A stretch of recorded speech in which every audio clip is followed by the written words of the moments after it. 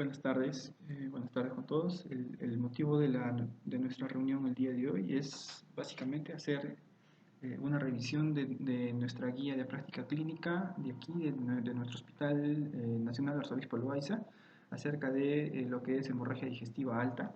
Esta guía ha sido realizada y desarrollada durante el año 2021, presentada en noviembre del mismo año y aprobada también en noviembre y publicada en enero del 22, como podemos ver en las imágenes, ¿no? Aprobada por nuestro jefe de servicio. Bien, el motivo de la reunión es no es revisar toda la guía de práctica clínica, sino hacer hincapié en el diagnóstico, los exámenes auxiliares que se deberían de solicitar, el manejo según el nivel de complejidad y capacidad resolutiva de nuestro centro de trabajo en gastroenterología, las complicaciones que podrían llevar a realizar ciertos procedimientos o las complicaciones de las mismas hemorragias digestivas altas en sus diferentes causas y etiologías, qué criterios deberíamos considerar para referir, contrarreferir a nuestros pacientes, y por último hablaremos de un flujograma diagnóstico y de manejo también. Bien, ¿qué objetivo tiene brindar esta charla? Es básicamente, y con qué objetivo se ha realizado esta guía de práctica clínica, es básicamente mostrar la evidencia más reciente y actual en cuanto a efectividad y seguridad de las diferentes estrategias para la evaluación y manejo de hemorragia digestiva alta, con la intención de ser implementadas en la atención de nuestros pacientes, ¿no es cierto?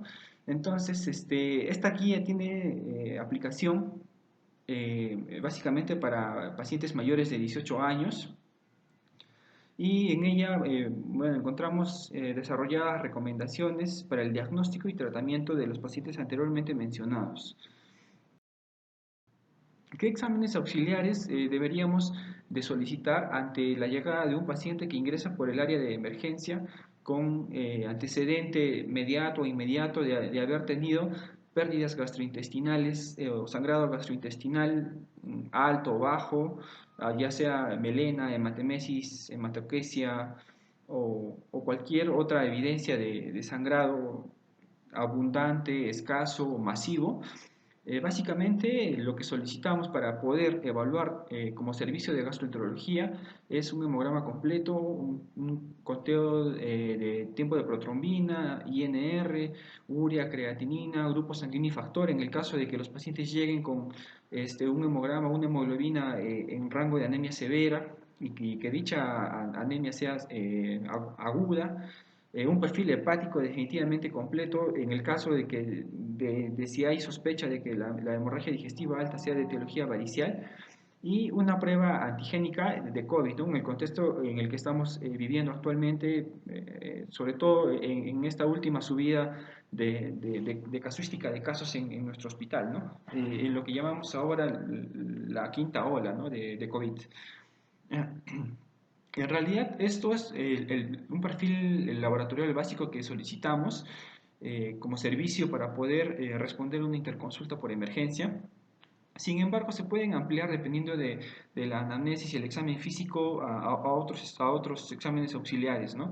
Ya eso va a depender del médico emergenciólogo, del médico de planta o médico en el área de emergencia que reciba a los pacientes. Es importante mencionar que los estudios imagenológicos para patologías como una hemorragia digestiva alta no contribuyen al diagnóstico, pero sí podrían orientarnos a la etiología, ¿no? Por ejemplo, vamos a suponer el caso de que sea un paciente con hemorragia digestiva alta de etiología varicial, una ecografía abdominal podría ayudarnos a definir las características de un hígado cirrótico, ¿no? Y por último, el otro examen auxiliar, que es lo que ya, bueno, el servicio de gastroenterología haría, ¿no? Una endoscopia. Hay momentos para realizar la endoscopia digestiva alta, según la ESG, según el Colegio Americano de Gastroenterología, según las sociedades europeas de gastroenterología en el 2021, publican tres momentos de endoscopia digestiva alta, ¿no? Una es muy temprana, la temprana y la retrasada. Básicamente, en el área de emergencia hablaríamos de lo que es una EDA muy temprano o temprana. La muy temprana es la que se realiza en menos de 12 horas de llegado del paciente, pero la cual se realiza en pacientes que cursan con inestabilidad hemodinámica persistente, pese a los intentos de reanimación con volumen, ¿no? Los pacientes que llegan con hematemesis evidenciada por personal de salud en el hospital, o pacientes que tengan, a los cuales se les haya colocado una zona nasogástrica, se les haya hecho aspirado nasogástrico y se evidencia en la misma un sangrado activo, un sangrado rojo rutilante. O pacientes que tengan contraindicación para la interrupción de la anticoagulación, también ellos entran en el grupo de pacientes que deberían entrar a una edad muy temprana. O los pacientes que vienen con antecedente de una hepatopatía crónica de fondo, una cirrosis hepática y que por ende la sospecha sea muy alta de una HDA de etiología varicial. La edad temprana es aquella que se debería realizar en menos de 24 horas y la retrasada en más de 24 horas. Sin embargo, la ESG en el año 2021 agrega un cuarto concepto que es una edad urgente, ¿no? Aquella que encaja muy bien dentro de lo que podría ser una edad temprana o muy temprana, ¿no? Aquella que se debería realizar en menos de 12 horas, pero esta, sin embargo, como edad urgente, los estudios que se han revisado para poder ver esta guía que nos brinda la ESG del 2021 acerca del HDA, no recomienda las endoscopías digestivas muy tempranas o muy tempranas, porque no han demostrado diferencia significativa en aquellas realizadas dentro de las 24 horas. Entonces, en conclusión, las EDAs de urgencia se deberían realizar dentro de las 24 horas. Nuestra guía del Hospital Nacional Obispo Loaiza, que es el motivo de nuestra reunión, para nosotros, idealmente, las endoscopías deberían realizarse dentro de las 24 horas, definitivamente por reanimación hemodinámica, pero el momento del procedimiento puede modificarse según los criterios médicos, ¿no? En realidad no todos los pacientes son iguales, ¿no? Cada uno viene con diferentes características, con diferentes antecedentes, según la sospecha de sangrado activo y la contraindicación de interrumpir anticoagulación. Bien. ¿Cuáles son las condiciones seguras para realizar una endoscopía digestiva alta segura? Hablamos de, uno, definitivamente estabilizar hemodinámicamente a nuestros pacientes, ¿no es cierto? Ya sea con cristaloides, con fluidoterapia o con transfusiones de hemoderivados, ¿no es cierto? En este caso hablamos de paquetes globulares. Una es la estabilización hemodinámica, otra es la posibilidad de una intubación endotraqueal ante la persistencia de inestabilidad hemodinámica del paciente, ¿no? Con trastorno de conciencia, agitación, encefalopatía, en el caso de los pacientes que cursen con cirrosis hepática o HDA de etiología varicial. Esto nos va a permitir asegurar la vía aérea y prevenir la aspiración durante durante el procedimiento de endoscopía.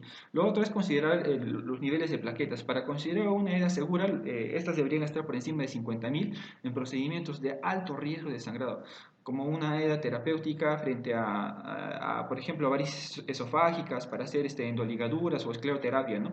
Entonces, con plaquetas mayores de 50.000 podríamos considerar que debería ser una endoscopía segura. Con un INR de 1.5 a 2.5 en pacientes anticoagulados, también podríamos considerar una edad segura.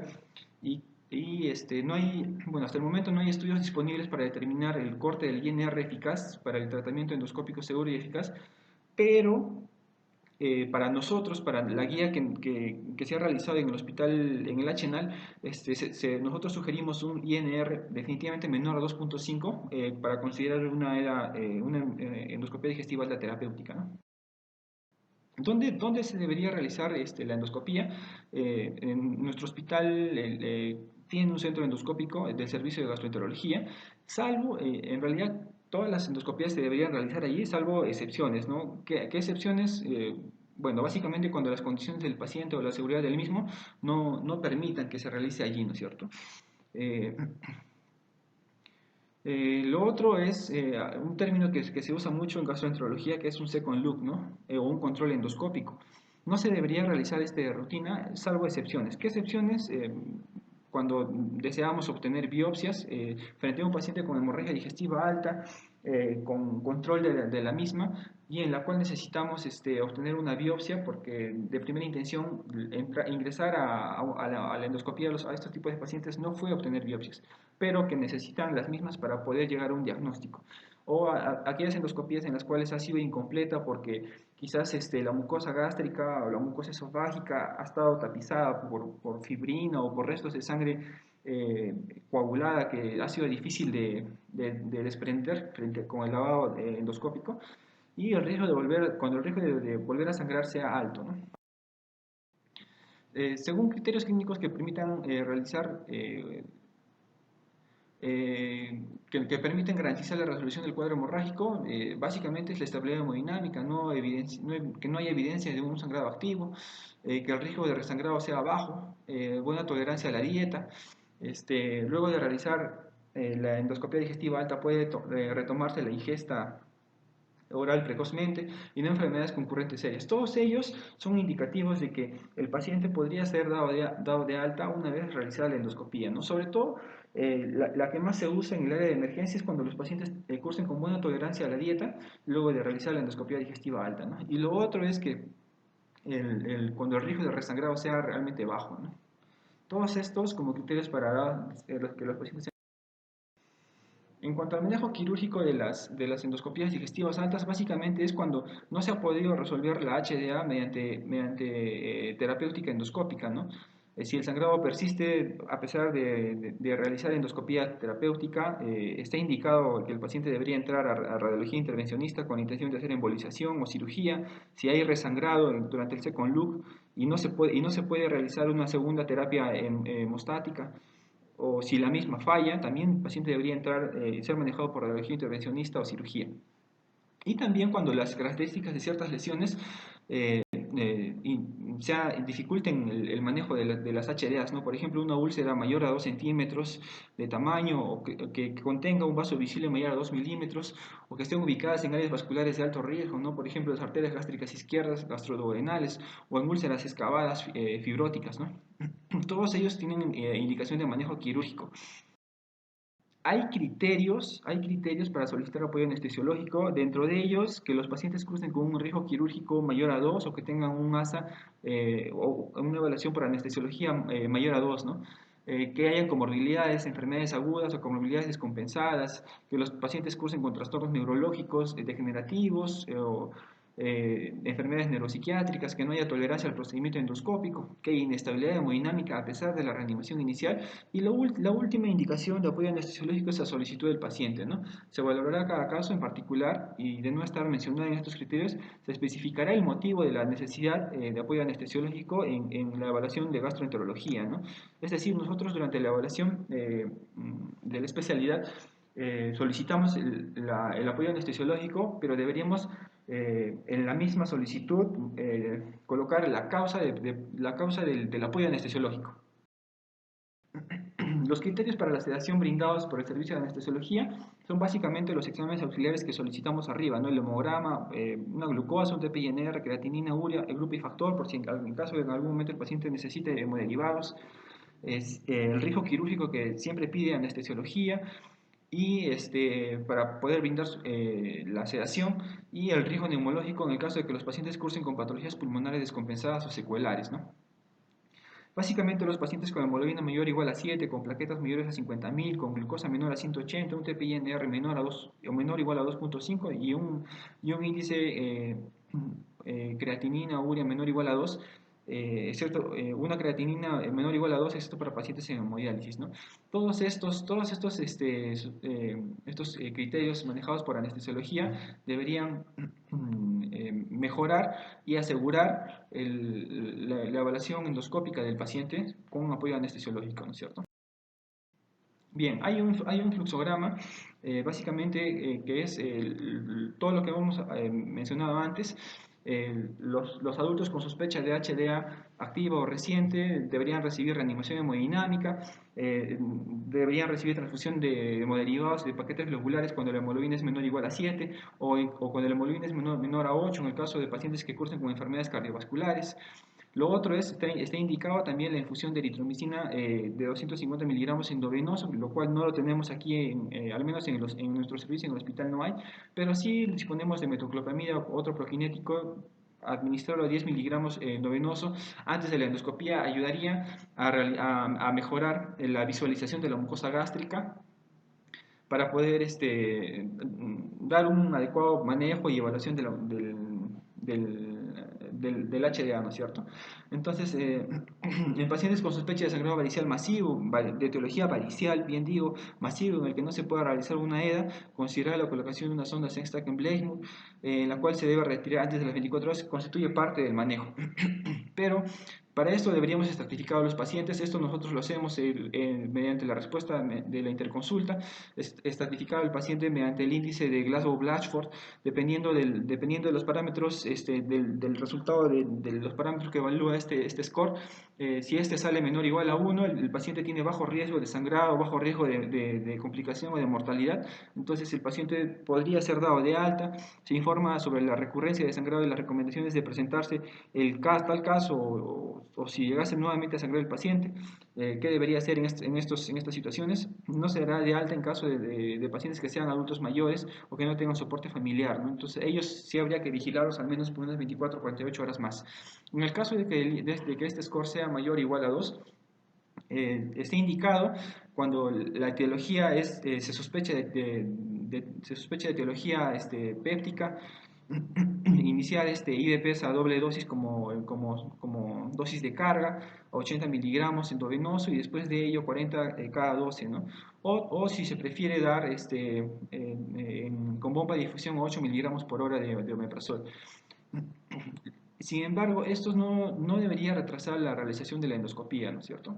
Y cuando se sospecha de etiología varicial, se decide iniciar vasoconstrictores. Hablamos específicamente de lo que tenemos en el hospital, que es Octreoti, el cual llega en presentación de 0,2 miligramos por mililitro. Se decide iniciar 50 microgramos en bolo y después de ello 50 microgramos por hora en infusión, ¿no? Por bomba durante 5 días. Además de eso, profilaxis con antibióticos, se prefiere entre ciprofloxacina y ceftriaxona, 1 gramo cada 24 horas por unos 5 a 7 días. Después de esto, o mientras se va completando esto, realizar alta ya con la estabilización hemodinámica de los pacientes. Cuando se determina que es mediante endoscopía que es una HDA no varicial, bueno, hay una clasificación endoscópica conocida también, muy conocida en pregrado. Hablamos de la clasificación de Forres de úlcera gástrica. Cuando hablamos de un Forres 1A, 1B o 2A, el manejo inicial definitivamente es una terapia dual, ¿no? Ya esta terapia corresponde ya al manejo propio de gastroenterología, pero cuando hablamos de un Forres 2C o 3, los cuales tienen bajo riesgo de resangrado y baja tasa de mortalidad, no se decide realizar hemostasia o alguna terapia o alguna endoscopía terapéutica, ¿no? Y la indicación es iniciar omeprazol y continuar con omeprazol 40 miligramos cada 12 horas. O por 3 días o por 72 horas y después de los mismos iniciar omeprazol también vía oral, ¿no? Y en cuanto se trate de un HDA varicial, ya se habló del manejo inicial que debería tener el paciente en emergencia y la terapia endoscópica que debería recibir los pacientes en el caso de que sean varices esofágicas es básicamente una ligadura con bandas de primera elección, ¿no? Y si el sangrado persiste pese a las ligaduras, la colocación de una sonda de Sengstacken-Blackmore está indicada. En el caso de las varices gástricas, se prefiere usar obliteración de las varices gástricas, pero con el uso de cianoacrilato, ¿no? De primera elección. Si el sangrado persiste, los pacientes deberían, en teoría, realizar TIPS mediante radiología intervencionista o deberían ir cirugía, ¿no? Pero si el sangrado se detiene en el caso de una de varices esofágicas eh, y posteriormente vuelve a resangrar, si el sangrado persiste, los pacientes también tendrían indicación de ir a radiología intervencionista para colocación de TIPS o cirugía, ¿no? Lo mismo en el caso de las varices gástricas, ¿no? Se prefiere realizar una segunda endoscopía terapéutica hemostática y si el sangrado persiste, igual, ¿no? Los pacientes deberían ir a colocación de TIPS mediante radiología intervencionista o